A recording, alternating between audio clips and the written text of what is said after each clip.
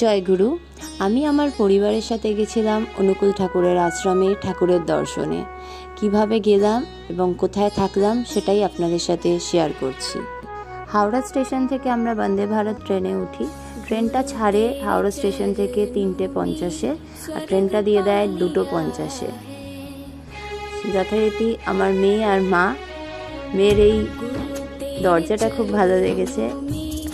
তো এটা বন্দে ভারত এক্সপ্রেস, খুবই সুন্দর করেছে। ট্রেন থেকে নেবে একটা অটো ধরে, অটো রিজার্ভ করেছি, 150 টাকা নেয়। অটো রিজার্ভ করে আমরা আশ্রমের উদ্দেশ্যে রওনা দিই।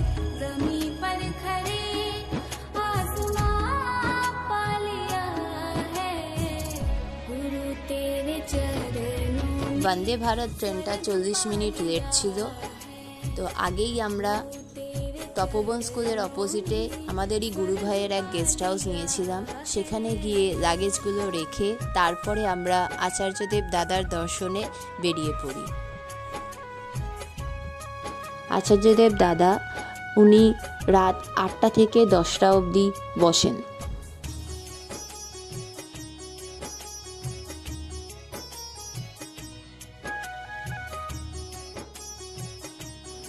আচার্যদেব দাদার দর্শন করে তারপরে আমরা আনন্দবাজার করতে যাই রাত 10টায়।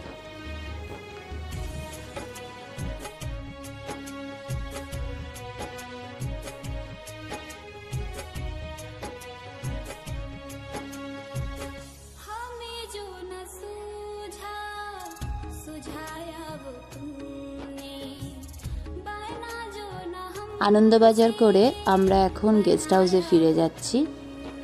কালকে সকালে ভোরবেলার প্রার্থনা ধরব।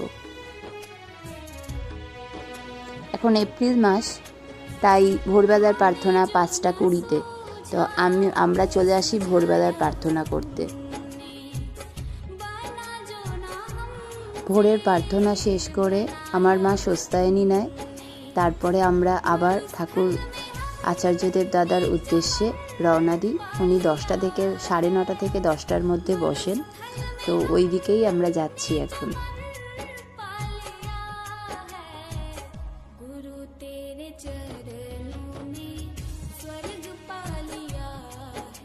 যাবার পথে রাস্তার 2 ধারে অনেক পাখি, জীব জন্তু দেখা যায়।